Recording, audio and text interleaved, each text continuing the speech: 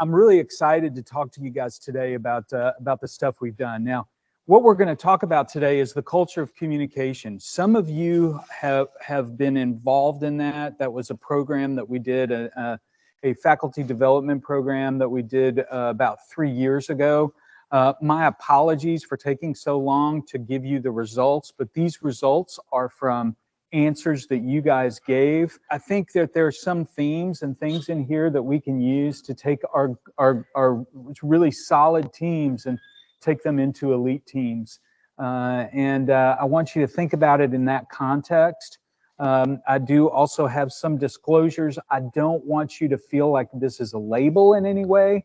It's just that the way these questionnaires are is that they actually put people into categories, and there are strengths and weaknesses of each category.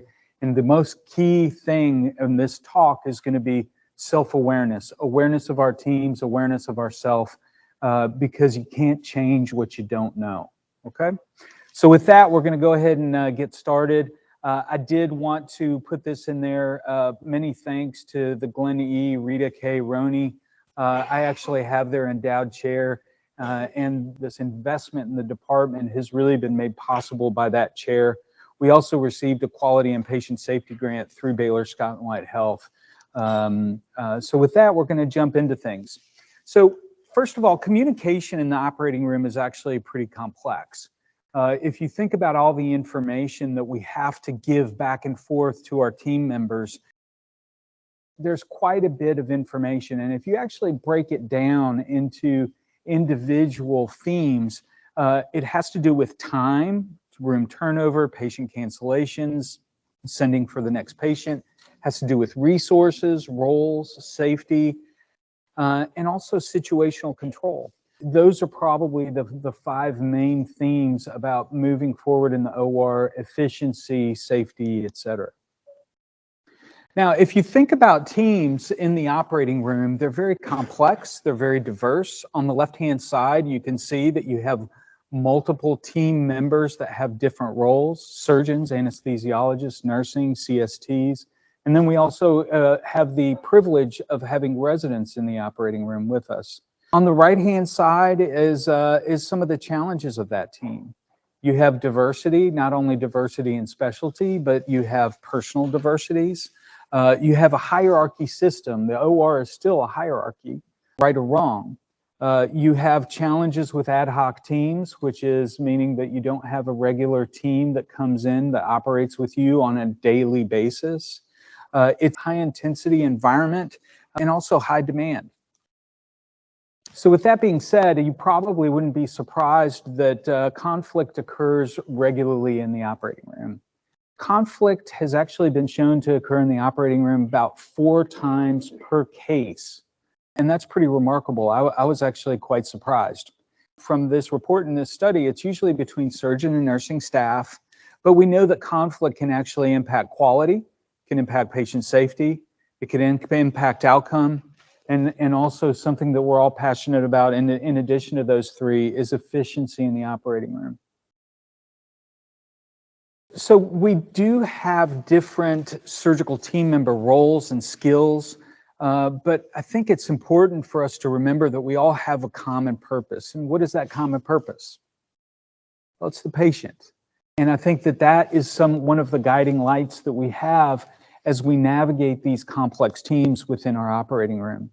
But I would ask, if the common purpose is the patient, why do we still see never events? And it's not just here in our hospital. The never events are pretty low, but across the country, there is a low level of never events that occurs. And I think all of us are really trying to figure out how to prevent that patient harm from happening. Now, the Joint Commission has actually looked at this, and they've reviewed all the never events that have occurred or the patient harm that has occurred. And they've actually reported that 60% of all adverse events can be tracked back to communication errors or ineffective communication. It usually happens in high intense areas. And as you look on the right, I know this is the ED, but it can be an example of an operating room. That is a very intense place. It causes stress on communication. It causes stress on relationships. And it even impacts the way we use human factors in our relationships and communication. So as we thought about this, we actually felt that we could make an impact by addressing some human factors and looking at human factors in our surgical teams. We really wanted to map our teams and better understand what are the gaps and the risks that we have in the operating room. So if you think about surgical education, we do a really great job of educating our residents and educating each other about how to take care of patients, how to do an operation. So that's really content. We don't do a good job on the human factors. And that style is what can actually impact the communication and can impact efficiency and safety in the OR. I will also say that being chair, I do have the opportunity to get feedback and to be involved in some of the issues that occur. I'm going to say it, Midas. That's the verb. I've been Midas. I have never gotten or had to deal with a Midas or an issue related to patient care. It's always been relationships, misunderstandings, the way people were communicating to each other, et cetera. So that's why I think some of this is actually critically important. So if you remember, we actually created a culture of communication series, started in late 2019, and then went into the COVID era. We actually accelerated it in order to try and get through before we had to stop meeting. We had 4 scheduled didactic sessions that were offered 3 times each day, once in the morning, once at noon, and then once in the evening, in order to ensure participation. Our faculty was Bobby Ann White, Dr. Bobby Ann White, still in the department. We had her as the Vice Chair of Research and Faculty Development. She's now actually working with Mass General Hospital in their department, and we still have her doing things such as coaching, et cetera. So I'm really pleased that she's still with us. And the other one is Tony Piccioni. He's actually a psychologist. He's a coach. He's an educator. He is on the faculty at SMU. We actually have him here 50% of the time. Some of you have actually been involved in the coaching that he's been giving some of the surgical leaders and some of the people in the faculty. And he's also doing a leadership seminar, leadership education for the residents. We had a really great participation within the culture of communication. We had a total of about 551 participants. You can see the demographics on the left-hand side, fairly equal in terms of men versus women. And the numbers to the right actually show you the percentage and the numbers of people according to team members. So I'm going to jump into this and I'm going to show you some of the data. We're going to first start with the communication styles. And I think you guys remember the communication styles actually gave you colors according to what your communication style was. And the communication style was actually determined by the Friendly Styles Profile Inventory, which was actually developed by Dr. Susan Gilmore and Patrick Freelay. It actually helps us understand and helps us how to use our personal communication style. Now remember, style communicates information. It communicates intent, it communicates personality, and it's critically important for problem solving, which is a cornerstone of what we do as physicians. I'm going to briefly go over this slide. So these are the 4 different categories that we have for communication. Each has its strengths, each has its weakness. It's not meant to label or to actually indicate that there's something inferior to one way or another, but does give us the opportunity to understand each other and the diversity that we have in communication styles. So accommodating, harmonizing, also called relational, their purpose is to seek pleasure. Typically that style is conflict avoidant, tend to be people pleasing, but they are able to adjust to situations quickly. Their pace is quick and responsive. Their process is really more related to a group. Analyzing and preserving, which happens to be my my communication style during calm. It tends to be future focus. They really do everything they can to avoid failure. They are concerned about how others perceive them. Their pace is slow and steady. Their process is more individualistic. But the key here is that a lot of times analyzing, preserving need data to make decisions. Achieving, directing, the purpose, they do like novelties, problem solving. They like to learn new things. These tend to be the leaders, tend to be strong leaders in the group. They're fast, they're forceful, also an individual process. Affiliating, perfecting, the yellow. They tend to have big dreams and ideal focus. They support worthy people and worthy causes. They're highly principled, yet their pace is also very urgent and intense. Their process is also the group or the ensemble. So I know that there are more details here that are important, but you guys have heard this before. I just wanted to try and refresh your memory.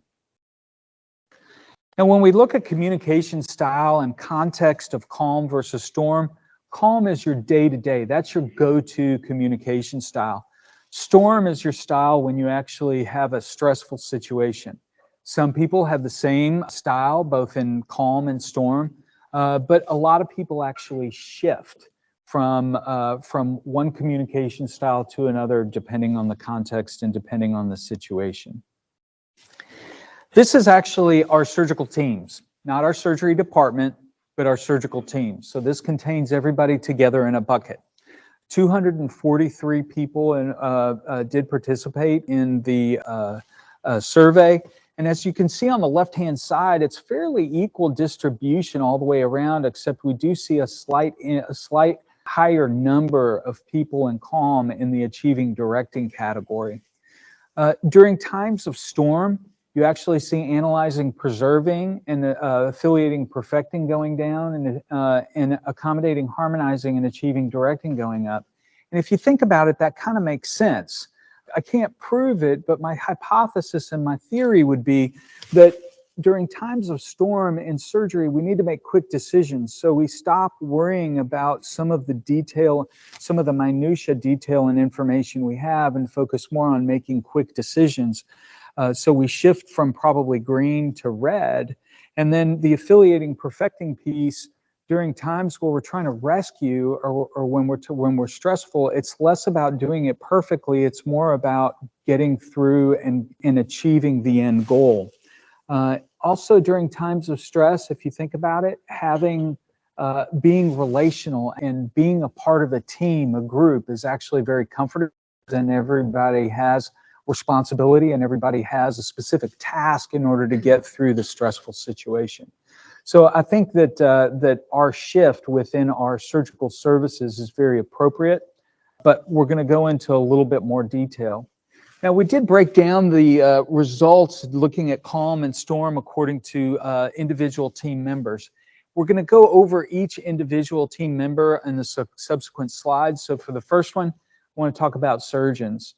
So we're putting this specifically in context in the operating room, although we know that communication style is done both in the operating room and outside the operating room. So the process for surgeons, the communication style for surgeons during calm is more achieving, directing, and analyzing, preserving. And if you look at the process, it's more individual. I know that we have a team, but if you think about the surgeon as a leader of that surgical team, it's interesting to see that the processes that are more predominant are individualistic. If you look to the right under storm, there really isn't a shift.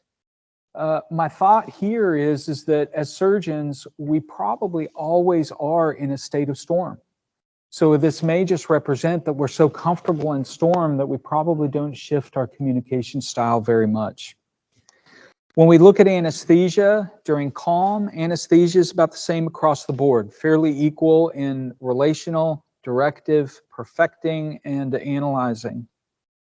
If you look to the right, during times of storm, You see a dramatic decrease in affiliating, perfecting, but you also see an increase in achieving, directing, and the relational or accommodating, harmonizing. That also makes sense to me because the anesthesiologist is a co-leader in the operating room, especially during times of stress. And during times of stress, we really need to focus on the relationships and the teams in order to get stuff done. As we look at nursing, the peak is in affiliating, perfecting. Nursing wants to make sure that they get it right, that they do the right thing, that they achieve, and that they make the process well for the rest of the team. So on a calm standpoint, that actually makes sense to me. On the right-hand side, if you look during times of stress, the affiliating, perfecting goes down, and the accommodating, harmonizing goes up. Very similar to what we saw in the anesthesia group. Now, as we look at residents, we see a bimodal peak in accommodating and perfecting, which is the yellow, and relational. Now, relational is really about camaraderie. It's group-oriented, and if you think about residency, I think about when I was a resident, it really was about the group. I mean, we were very tight, and that resonated with us as residents. Perfectionist or perfection. You know, if you think about how I think back about when I was a resident, and I think about a few words that people used to tell me. It still rings clear in my ear. We do it the same way every time. You know, don't deviate. So it's not surprising that as residents, we want to be perfect in what we do because we want the best outcomes. With that being said, just kind of summary from communication styles, each team member has a style preference, and I think it's something that we need to acknowledge and we need to be aware of. Style shifts during stressful situations. The attending surgeons don't have a significant style shift during calm and during storm. You know why? I think that's actually a really interesting thing that we've seen. We need to reproduce that in other departments, and we're actually trying to do that with BUMC and a few other places. But the big question is how does your style interact with those within your team? Now, if you think about it, about the friendly style profile, the first step is to understand yourself. But the big question that we need to ask ourselves is, how do you navigate this stylistic diversity within your team in the matrix of the environments that we work in? And that to me is the key to success of knowing your communication style, is how to use it. And I'm going to tell you, it's not easy. This picture, which I'll share with you guys, actually shows all 4 different styles. The outer ring is what brings the best out of the person in terms of their communication style. The middle ring is triggers of conflict. What happens? What are the things that cause us to become excess in a certain area? And excesses of each of these communication styles can actually be a problem. Now, one thing to keep in mind is that you're not bound to the communication style that comes up in these friendly style profiles. You actually draw from all 4 different ones. It's the one that is most predominant is the one that's your go-to communication style. So you do have the ability to use all 4 of these. It's just that you need to figure out when the right time is to use it according to the context of what you have within your immediate communication environment. Now, the next thing I want to talk about is conflict management. You know, we talked about how conflict is very common in the operating room. And I want you to think about a few things. What comes to mind when you think about conflict in the hospital setting? Right? Think about a conflict that you might have had. Now, I'm going to ask you, is conflict destructive? Most of the time when we think about conflict, it is destructive. We think about that line drawn in the sand, and there's an argument or something like that. But remember, then can conflict be constructive? Can it be both? And as we talk about conflict styles, I want to parallel that with your communication style. Your conflict style is your pattern of conflict management that you feel most comfortable with. It returns over and over again. If you're not aware of the different styles of conflict management, you can't draw from different ones according to the situation that you might be in. Now, back to, can conflict be positive? Can it be always negative? Well, in Mandarin Chinese, it's interesting. There's actually two symbols for conflict. One is danger, and the other one is opportunity. And the difference that we have in how we manage conflict is how do we approach conflict? Conflict is unavoidable. It comes at a risk, it comes at a cost, it can be very damaging, and it can actually cause permanent damage to relationships if it's not managed right. I also like this Chinese proverb, if you're patient in one moment of anger, you'll escape 100 days of sorrow. And I can tell you, I've lived that. You know, whether it's at home with my wife or whether it's something that has occurred at work, I think that those words are very true. And the thing that I have learned, and the thing that I consciously try to do, is that when I get irritated, I think about the 4 Ps. Pause, because you don't want to undergo that amygdala hijack, because you'll end up doing something you'll end up saying something that you can't take back. You want to take perspective, meaning you want to think about the other person. You want to think about the situation that you're in. What are the unintended consequences, etc. Prepare. Think about how you're going to respond. Don't just respond. Think about it, how that response is going to be taken by somebody else. Then present it. The thing to remember about conflict is how conflict is managed is probably the most important thing about success of a team. Now, the Thomas Kilmann instrument, the groups that participated, we looked at the different conflict styles, 5 different conflict styles, according to this graph. On the left-hand side, it's substance and meeting your objective. That's the y-axis. On the x-axis, it's building and maintaining relationships. I'm going to go through each of these very briefly, just get a good understanding of where we fit as a surgical team. So competing style, people are less important than the goal, tend to be hard on people, hard on issues. It tends to be more single issue driven. It's a win for the person that we're talking about, but it's a lose for the other person. Avoiding conflict, the issues or the relationship really matter. It may be a tactic. Silence is typically what you hear, what you don't hear. You end up seeing a lot of silence. I did put out here, and this is from a book, Rusted Out Employees. I don't mean to say that people are rusted out. It's just people that are exhausted, people that are tired of the frustrations that they've worked with tend to be a little bit more avoidant with conflict. This is a lose-lose. Nobody wins here. Accommodating, this tends to be the yes person. They put the relationship first, the goal second. Tends to be somebody that might switch their mind. They tend to be a little wishy-washy, viewed as wishy-washy because they change their mind depending on what the greater group would like to do. This is a lose-win.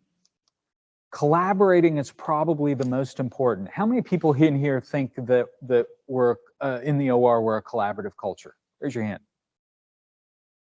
Right? I do too. I think that we are a collaborative culture. It's deliberate. Decisions here are intentional. It's mutualizing. Options are given to people, right? It's a win-win-win. It wins for you. It's a win for me. It's a win for the patient, the organization, etc. Compromising is also something that is very good. Maybe not as good as collaborating, but it's something that can be utilized in conflict management. The best way to describe this is all that can be reasonably gotten is gotten. Half a loaf is better than no loaf, and it's a win-win situation. May not be an all-win. It's definitely not competing, but it may not be all the way in collaborating either. So with that being said, what does our surgical team look like? Well, this is it. I'm going to go from the left to the right. We're going to start with accommodating. Accommodating, kind of medium, high. Surgeon is probably mid-level, anesthesia mid-level, nursing is much higher, resident is much higher. I do think that nurses and residents accommodate us quite a bit in terms of in the operating room and just with the structure and the system that we have built. Surprisingly enough, avoiding was the predominant conflict style in our operating room teams. No judgment. It's what we as a surgical team answered in a validated instrument. Interestingly enough, collaborating, which we all raised our hands, and I'll be honest with you, I did the exact same thing. I thought we were really collaborative. Collaborative was the lowest. Competing is probably mid to mid high, and compromising is probably the middle of the road. I'm not going to tell you what a fix is, because I think it's something that we actually need to talk about as a surgical services. How do we create the environment where we can be less avoiding and more collaborating? And I think that's the key to success of what we want to achieve in the operating room and with our surgical teams. So in terms of conflict, avoidance is high, accommodating is high. The question we need to ask ourselves is why is collaborating low? And I'm just going to leave that out there for right now. Now, team function. We've all heard the saying that there's no I in team, but clearly there it is. It's the excuse me for saying this. It's the a-hole in team. Found it. There's no silver bullet to improve teamwork. But what we do know about teamwork is that effective teamwork reduces errors, it improves outcomes, it improves efficiency, it improves resource utilization, and it reduces nursing turnover. Right now, I think this was something that was very revealing to me. A lot of people in this room remember when Scott & White was smaller, when you were in a residency and maybe it was a little bit smaller. We had traditional teams, very consistent, and that is consistent membership of the team. Ad hoc teams tend to be high varying membership. We see ad hoc teams not only in the operating room, but we also see it in the ICU. Traditional teams is really all about stability, it's safety, tends to be more efficient. There's a commitment to each other, and there's a really strong foundation of trust. Ad hoc teams tends to be seen more in academic teaching hospitals. They're difficult to develop, but one of the things that I think we've all heard is that ad hoc teams tend to work better for financial reasons because we cross-train people and we put people when they're available in the spot. Essentially, a lot of us just view it as, I'm just checking the box and I'm filling the spot. I'm not looking at the competencies and the experience and the things that go into that spot. So there tends to be lack of cohesion, and it's also an environment of rigid hierarchy. And traditionally in the OR, it is a rigid hierarchy. Is that the right thing now in this day and age? And I just pose that as a question. I don't have the answer. So if you think about teams, the purpose of a team is to accomplish the results it sets out to achieve and to do it in the best way that you can. Lanconi actually came up with this 5 dysfunctions of a team. You've got to overcome these 5 dysfunctions before you can be that team that is really driving results. And it builds on itself. If you look at the right-hand side on the pyramid, trust is that foundational layer. And then it goes up to conflict, because you can't have healthy conflict unless you have trust in each other.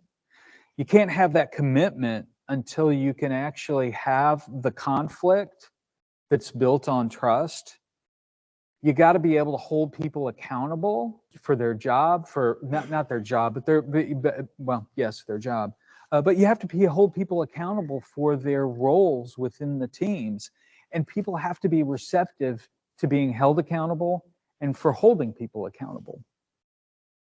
And once you get those things, you get results. If you don't have a medium to high level of this, I think that the attention to results, we may feel that we have attention to results, but we may not actually be achieving the results that we could achieve. Now, how did we fare as a surgical team? Again, this is everybody. This is not a judgment. This is results that we had from the participation of all team members. Trust was medium. You can see that at the bottom. Conflict, medium. Commitment, medium. Accountability was low. Results was medium. I think your question is going to be, what did that look like within members of the surgical team? Well, here it is.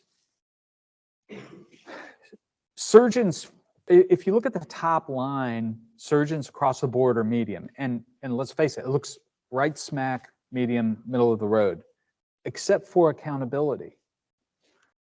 Surgeons don't feel like there's accountability in the operating room.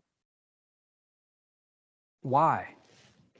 I think everybody shows up to do their job. Everybody shows up. We all have the same purpose of patient care. Just think about that. What about anesthesia? If you look at anesthesia, why is the trust low? Anesthesia had the lowest trust in the team of any of the ones that we looked at. Medium to low for conflict, medium to low for commitment, low for accountability. Results were low. Nursing, medium for trust, low for conflict. They don't like conflict. I think that's why we have the avoidant culture, right? The data that I showed previously was a conflict avoidant culture. Commitment, medium. Accountability, low. Results, medium. And then take a look at the residents. Very, very proud of you guys, because you guys, for the commitment, you are the highest, and thank you for that. Why is that? Just think about it. Again, I don't have the answers. The answers are going to need to come from us, from the surgical teams. Why is that? There was something else I wanted to say here, and I'm trying to recreate it. I'll come back to it if I remember. So from a team function, surgeons perceive a higher team function than the rest of the team. In terms of trust, it's highest, but it's still medium with the surgeons. It's lower in the other team members. Conflict, people don't feel comfortable with conflict in our operating room. It matches the avoidant conflict style that we have, that we showed on the previous slides. What about accountability? There's hesitancy. Generally, the accountability piece is that there's hesitancy in addressing performance and behavioral issues within the team. The question that we had that we need to ask ourselves is what has created that environment? Does it have to do with the ad hoc teams that we have? Does it have to do with OR hierarchy or psychological safety? And those are the things that I would like to see us address as a team. Now, the last thing that we looked at was emotional intelligence. This slide actually shows a circle that is the 5 pillars of emotional intelligence, and these are the things that make up emotional intelligence: self-awareness, self-regulation, social skills, empathy, and motivation. Those are the things that we can work on individually for emotional intelligence. Emotional intelligence does not only impact intrinsically, but extrinsic, your interactions with people, the interactions and the conversations that you have with yourself. Okay, I do have conversations with myself, but it's not a psychological diagnosis. It's just thinking about things. Now, when you think about emotional intelligence, it really is about mindfulness. It's about being aware of the self in the heat of the moment. How can you manage your emotional state the best? Control your impulses. How can you be self and socially aware, not only of how you're feeling, but how the people around you are feeling? It's actually been shown that emotional intelligence is much better. Its EQ is actually more important than IQ in determining success. And I believe it. 90% of top employees within organizations have a high EQ. When you think about emotional intelligence and you look at the literature, it's actually high levels of emotional intelligence actually reduce stress, reduces burnout, reduces turnover of your employees, and it reduces incivility. Now that's emotional intelligence of the leader. It also encourages collaboration, it encourages productivity. So the reason why I bring this up is that is there something that I need to do to encourage and to foster collaboration, because we saw that collaboration in the operating room across the board was low in terms of conflict management. It also builds positive relationships, builds a positive work environment. It does navigate difficult conversations and situations. It engages team members, and I really want to engage the team in addressing these issues that we're talking about here in the operating room. It actually also has been shown to lower patient mortality rates. This is the result that we had with the emotional intelligence questionnaire that we gave out. You can see that we peak at score of 70 to 75. We had about 10% of people that scored above 90 or above. The circle, the red circle, is actually where the average IQ, the average EQ score, the average emotional intelligence score is in the country. And one of the things that I actually found was that you tend to see higher EQ levels in professionals. So maybe this shift this shift compared to the national norms is more related to the fact that we're in medicine as a profession.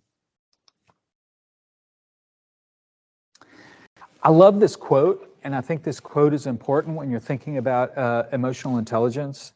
So I've learned that people will forget what you said, people will forget what you did, but people will never forget how you made them feel. It's one of my favorite quotes. Maya Angelou. I think it's something that I think is important to share. Now, culture of communication, our series. The thing that I want you to take out of this talk is not about how, you know, somebody else is a green, somebody else is a yellow, somebody else is a red. It's about self-awareness. It's about yourself. It's about what is your impact in your team environment? How does your characteristics impact the team? And that's critically important. The advice that I want to give and the things that we need to think about is that how do we promote people to play to their strengths? How do we recognize the deficits that we might have? Because as I said in the beginning, you can't shift what you don't know. And the only person that you can control is you. So really, you're the person that is gonna need to be a part of the solution on how we can build this team and how we can go from being a good team to being an elite team. So in conclusion, who knows what this picture is on the right? Where did it come from? Has anybody seen Spinal Tap? Who said Spinal Tap? Yeah, baby. It's a great movie. If you haven't seen it, it's cross-generational. It's an amazing show. It's an amazing movie. What we've actually done is we have the ability now to go to 11 out of a scale of 1 to 10. We have now mapped our surgical teams from a communication style, from conflict management, emotional intelligence, and team dynamics. Big question is what do we do with this knowledge? And you know, if I look in the future, we need to apply that knowledge as a department, as a surgical services, as a team. And we need to ask ourselves a few questions. What's working for you? What are the challenges that you have in this area of human dynamics? What are the barriers that we have as a surgical team, and where do we have breakdowns?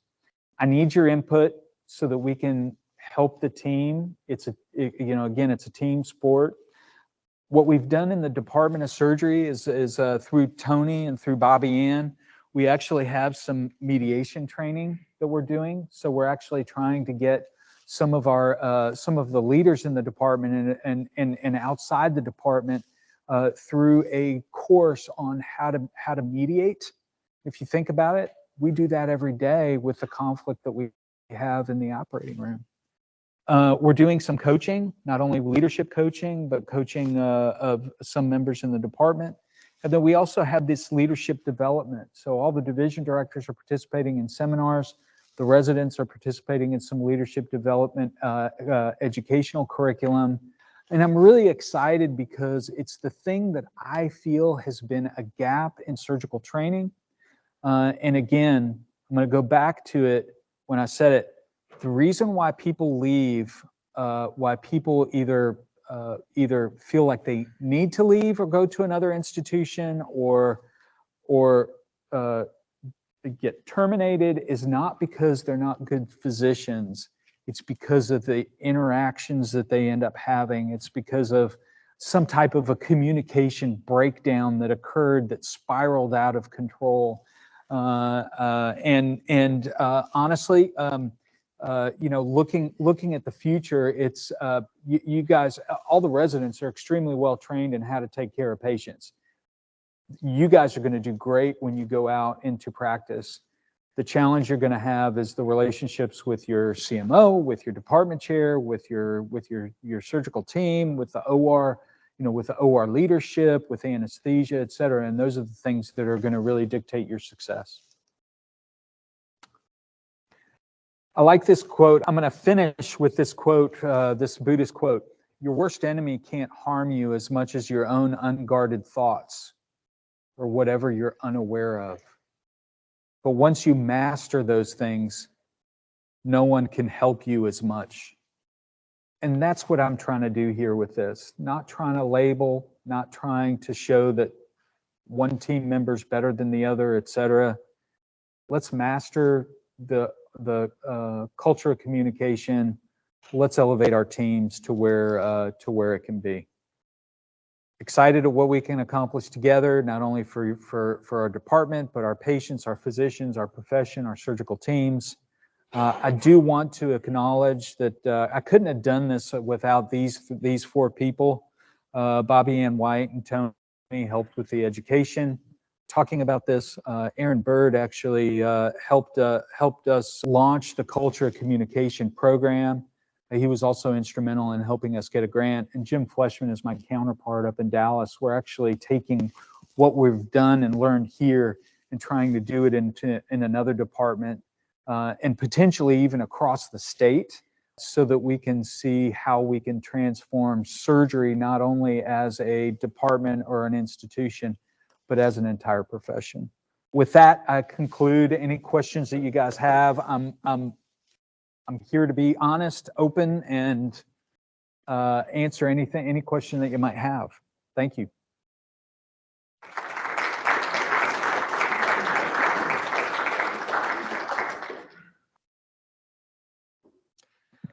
Just a random comment, to be quite honest. I don't know if anyone is sadistic like me. I tend to read the Texas Medical Board report of the people who are in trouble for different things. Yeah. Just out of curiosity, see if I know anyone or make sure my name doesn't appear.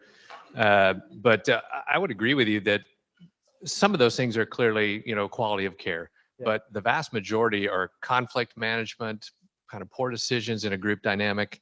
Yeah. So it is sad to see that manifest in a very real way for those individuals. And fortunately, I don't think we're seeing that here routinely, that it's destroying our team or otherwise, but conflict is real, there's no doubt. Yeah, yeah. Okay, conflict is real. Yes? We bring you the mic here, Hayden. Thank you, Dr. Papa. I just had a question about ad hoc versus traditional teams. I know that when I start with the team that I'm used to, that I work with every day, my stress level is here.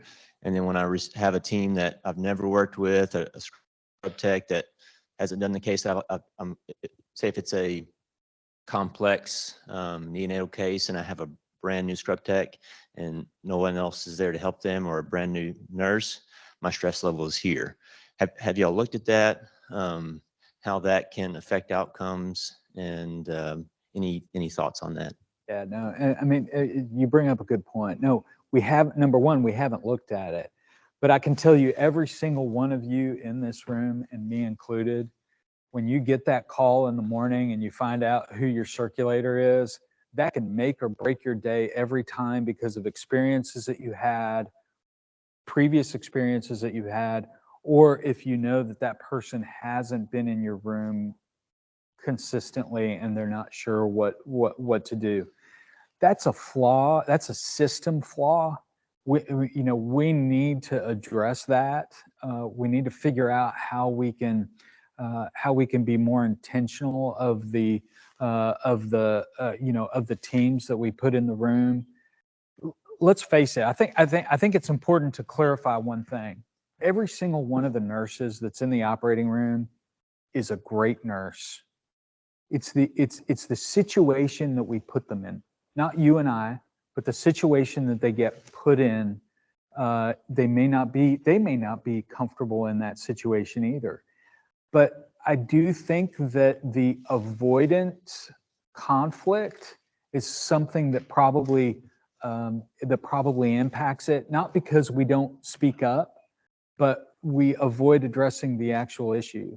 It's less about trying to save money. It's more about creating an optimal team. I would love to see us go in that direction, but there are pressures that are pulling us in different areas. That's where the collaboration piece needs to come in. Everybody that's in the room making those decisions needs to understand the stress that you face, the stress that nursing faces, the stress that anesthesia faces, having to go into a uncharted territory, for lack of a better term. Does that make sense?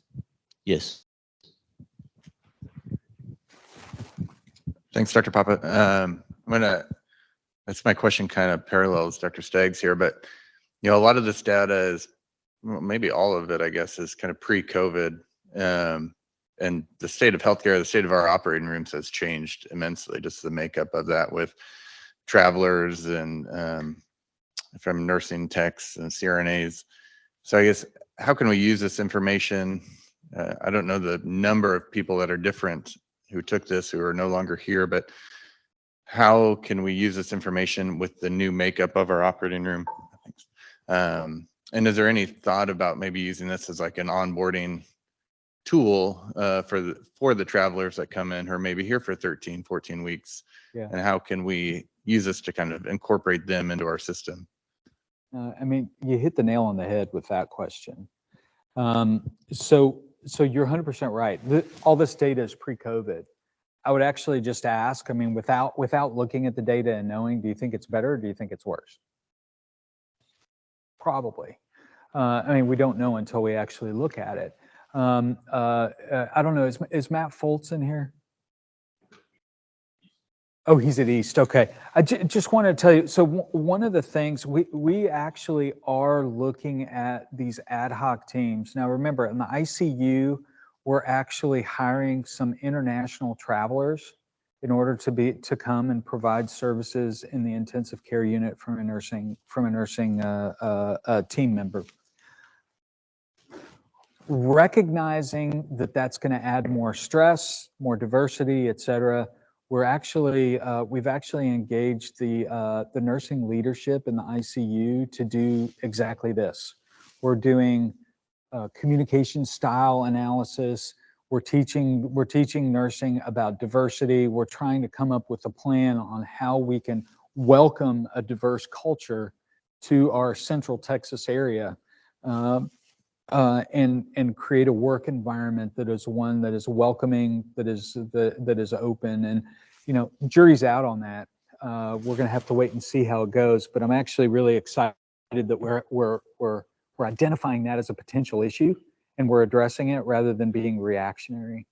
I do think that we do need to do this kind of stuff and onboarding we are starting, and through what Deb Doherty is doing in terms of the curriculum revamp for residents, we plan on doing the styles profiles every year with the new people so that we can look and see how that communication style might change over residency, and see if there is some type of clue in terms of our of communication style as to what works the best within our department, within our institution, what doesn't.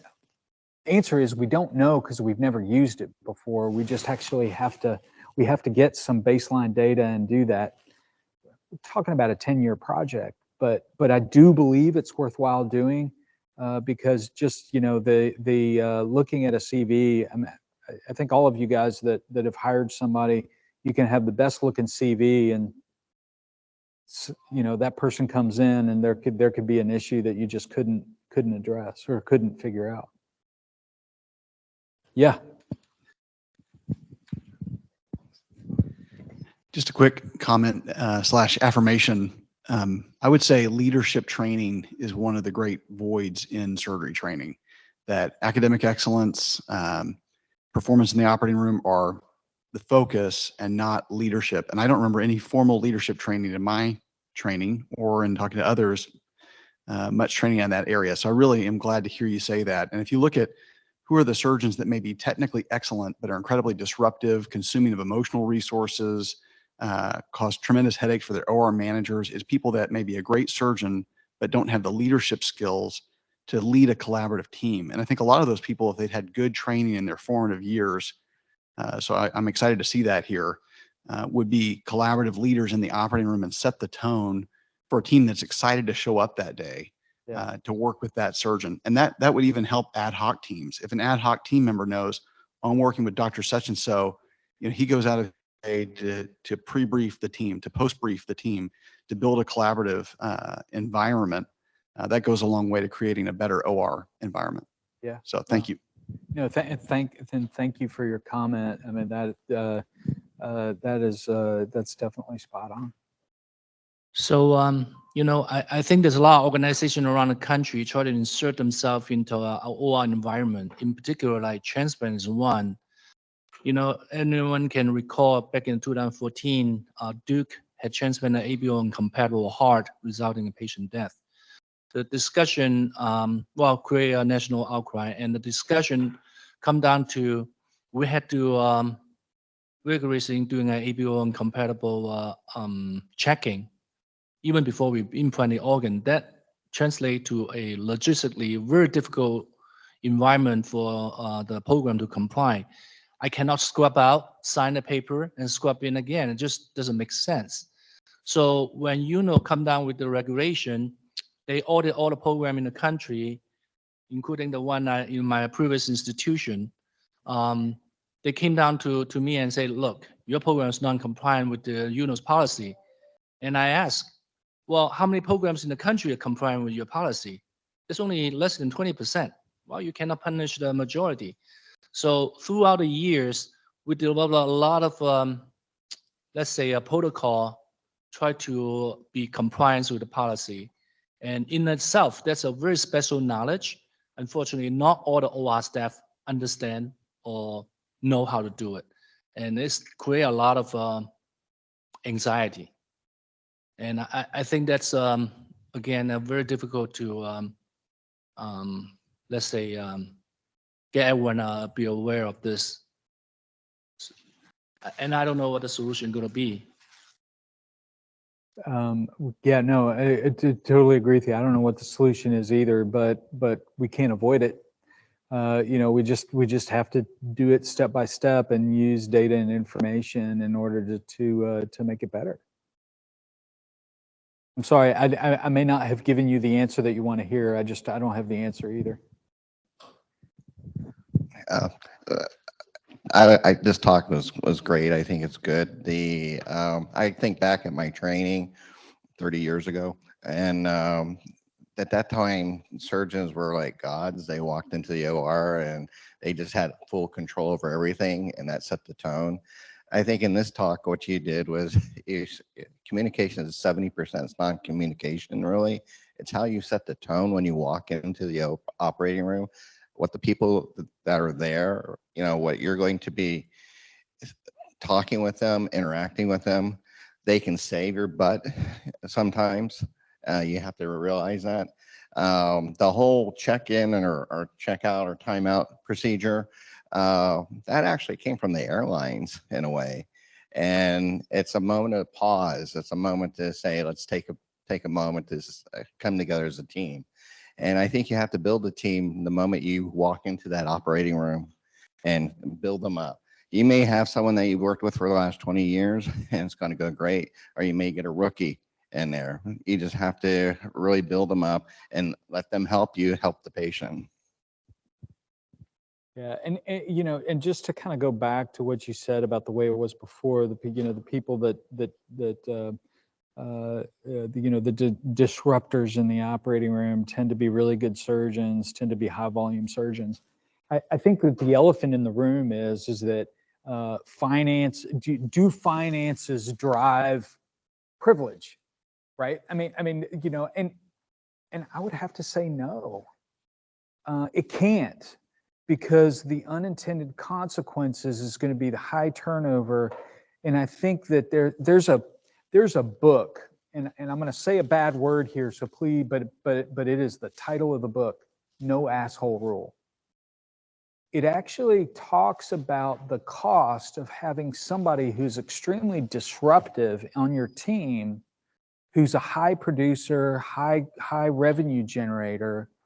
But what companies and what organizations don't tend to understand is that the high turnover, because of that relationship problem, actually costs more than having that one high volume person, and it was about sales in the book.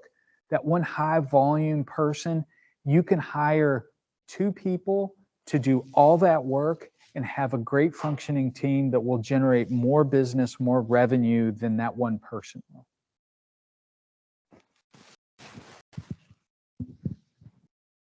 So that was also answer to what your comment was, right? I think it's something that we need to look at. And now the time that we have, our societal time is not going to allow those behaviors, whether it's in the operating room, whether it's in the hospital, whether it's in corporate America. Those behaviors aren't tolerated. Just open up a business magazine and see turnover of various leaders and why they left. Any of the residents, what do you guys think? Do you guys like your leadership seminars? You have to say yes. Thank you guys. I know that the topic may be a little bit uncomfortable, but I do think that the more we talk about it, the more we're going to move in the right direction. And my goal is not to burden everybody with the touchy-feely stuff. It's for us to develop the skills so that we can all succeed, whether it's faculty in the department, whether it's nursing in the operating room, whether it's our future surgeons, because look, you guys have a really big responsibility. That's to take care of me and Scott Thomas when we're old and decrepit, and that might be really difficult. And very soon at that moment. Yeah. All right, everybody. Thank you. Thank you, Dr. Papaconstantinou. Appreciate it.